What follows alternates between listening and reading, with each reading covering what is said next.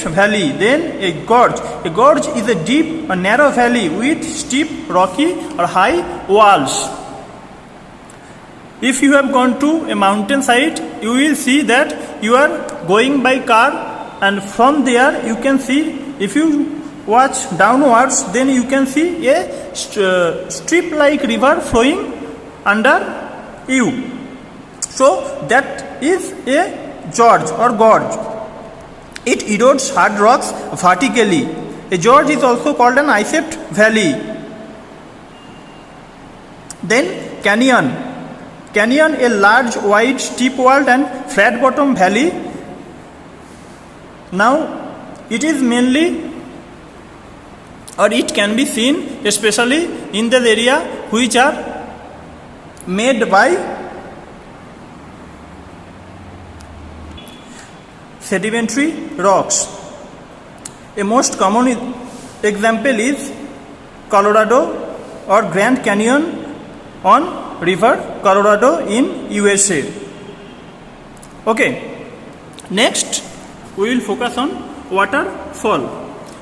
What is a waterfall? A waterfall is formed when a cascade of water falls from a great height. Okay, or falls from top of a hill to a valley. Okay, that type of landform will be called waterfall. Great example, Niagara Falls in North America, in Karnataka, Jog Falls, India, okay, and Angel Falls, etc., etc. Then we will discuss about the middle course and its landform. The streams are much slower in middle course, so it does not have the force of cutting the rocks and creating new patterns on the ground. So what it does mainly depositional work here. So first one, U-shaped valley. A U-shaped valley has a steep side that curves inside a base of a valley wall taking the shape of letter U. Mainly zigzag type of river. The valley floor is flat and covered with mud and sleet deposited by the river. I told you earlier, it is mainly or mostly depositional type of landform what you get to see from the middle course of the river. And one important, meanders and oxbow lakes. Okay, a meander is a simply bend in a slow moving river that you can see in this picture, this type of shape. And also this is U-shaped valley. So, simple bend or slow moving river. It is actually quite similar to U-shaped valley here. Then, when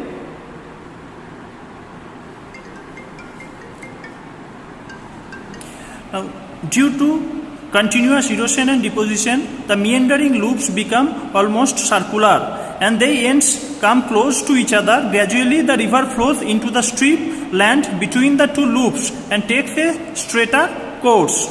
Okay, so it cuts the strips from here and joins in a straight line and creates oxbow lakes. Okay, then flood plains. During the rainy season, a river usually overflows and the floods are adjacent areas. When the water subsides, it deposits sediments, sleet and other materials over the two banks of the river. So, they are called flood plains. These flood plains are very fertile areas. Then natural leaves. Natural leaves are elevated slopes formed due to deposition of sediment, sleet and other material close to a river bank over times. Okay, basically they are two side guarded wall of a river. How they form? Now, when the river floods again and for various times, so they create a wall by the deposition of mud, clay, sleet and also few other materials. Then we will discuss about lower course. in the lower course, it is fully depositional work. Okay, there are two main or important landform types can be found here. First one is delta, second one is estuary. So delta is the triangular shaped land that is formed in between the distributaries near the mouth of a river. Why in the mouth of a river? Because that is where the river meets the sea and the flow of the water is minimum here.